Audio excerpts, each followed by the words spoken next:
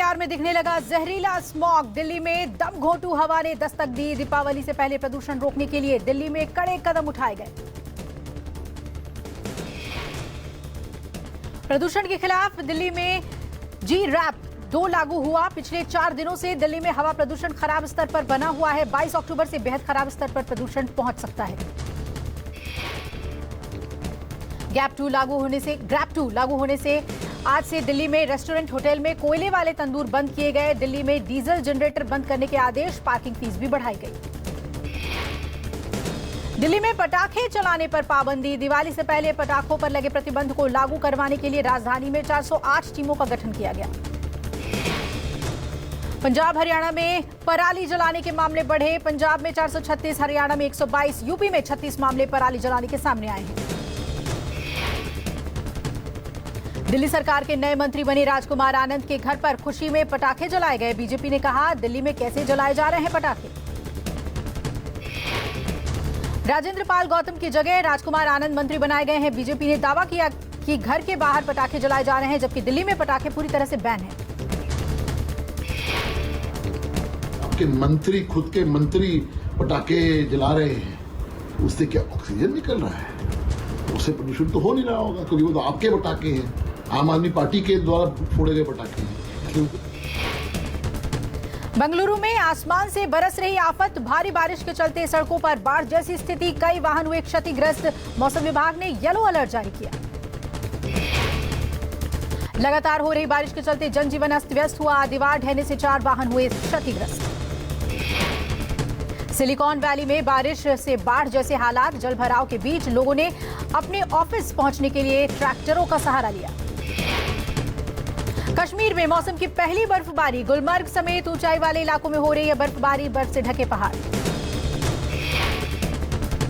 जम्मू कश्मीर में बारिश और बर्फबारी के चलते तापमान में आई गिरावट। राजौरी की शोपियां से जोड़ने वाले मुगल रोड पर वाहनों की आवाजाही बंद हुई। जम्मू में सरकारी जमीन से हटाया गया कब्जा। जम्मू के पनामा चौक पर बुलडोजर चला। सरकारी जमीन पर किए गए कई सालों से कब्जे पर प्रशासन ने कार्रवाई की। प्रशासन ने कई बार इन दुकानदारों को नोटिस जारी किया था, लेकिन लोग जमीन को खाली नहीं कर रहे थे। आज प्रशासन ने उन जगहों को खाली कराकर स्टेट लैंड का बोर्ड भी लगा दिया। कल करेंगे केदारनाथ बद्रीनाथ धाम के दर्शन। प्रधानमंत्री नरेंद्र मोदी केदारनाथ बद्रीनाथ में पीएम मोदी के दौरे को लेकर तैयारियां तेज हुई। पीएम बनने के बाद छठी बार केदारनाथ बद्रीनाथ जा रहे हैं पीएम मोदी। उत्तराखंड यात्रा के दौरान करीब 3400 करोड़ की विकास योजनाओं की आधारशिला रखेंगे। कल पीएम मोदी केदारनाथ रोपवे परियोजनाओं का शिलान्यास करेंगे। आदि गुरु शंकराचार्य की समाधि पर भी जाएंगे। पीएम मोदी मंदाकिनी और सरस्वती नदी के किनारे चल रहे विकास कार्यों की समीक्षा भी करेंगे। पीएम मोदी के गुजरात दौरे का आज दूसरा दिन। केवड़िया में पीएम ने मिशन लाइफ की शुरुआत की। स्टैच्यू ऑफ यूनिटी में पीएम मोदी ने संयुक्त राष्ट्र महासचिव एंटोनियो गुटेरेस से मुलाकात की। पीएम मोदी केवड़िया में मिशन प्रमुखों के 10वें सम्मेलन में शामिल हुए। इसके बाद पीएम ब्यारा में 1970 करोड़ रुपए से अधिक की विकास योजनाओं की आधारशिला रखेंगे।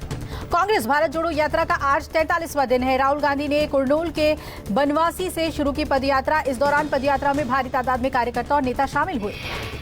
राहुल गांधी की भारत जोड़ो यात्रा अब तक करीब 1050 किलोमीटर से ज्यादा का सफर तय कर चुकी है और भारत जोड़ो यात्रा कर्नाटक के बाद इस समय आंध्र प्रदेश में है।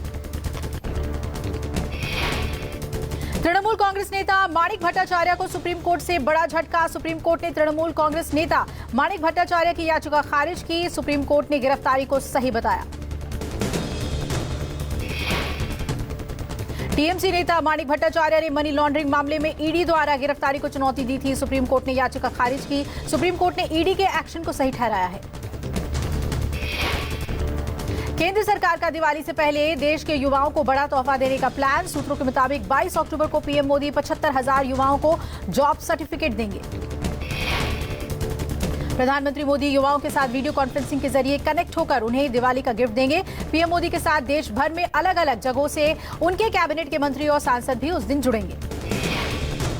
दिल्ली के उपराज्यपाल ने एनएसए को लेकर एक नोटिफिकेशन जारी किया। दिल्ली पुलिस कमिश्नर को राष्ट्रीय सुरक्षा कानून के तहत किसी को भी हिरासत में लेने का अधिकार दिया। गुजरात में स्कूल ऑफ एक्सीलेंस को लेकर बोले केजरीवाल, कहा सिर्फ चुनाव के दौरान शिक्षा याद ना आए, सरकारें मिलकर स्कूलों को बना सकती है शानदार। केजरीवाल ने कहा गुजरात में सरकारी स्कूलों की स्थिति काफी खराब है। 5 साल के अंदर उन्होंने दिल्ली के सरकारी स्कूलों को टॉप क्लास बना दिया। चुनावी रणनीतिकार प्रशांत किशोर का बिहार सीएम नीतीश कुमार को लेकर दावा। पीके के मुताबिक राज्यसभा सांसद हरिवंश के जरिए नीतीश ने बीजेपी से संवाद का रास्ता खुला रखा है। प्रशांत किशोर के दावे पर जेडीयू ने तीखी प्रतिक्रिया जाहिर की। पार्टी प्रवक्ता केसी त्यागी ने पीके पर पलटवार करते हुए कहा वो भ्रम फैलाने के लिए झूठे दावे कर रहे हैं। पश्चिम बंगाल की मुख्यमंत्री ममता बनर्जी ने 2 टूक में कहा कि किसी कीमत पर बंगाल का बंटवारा नहीं होने देंगी। सिलीगुड़ी में एक कार्यक्रम के दौरान ममता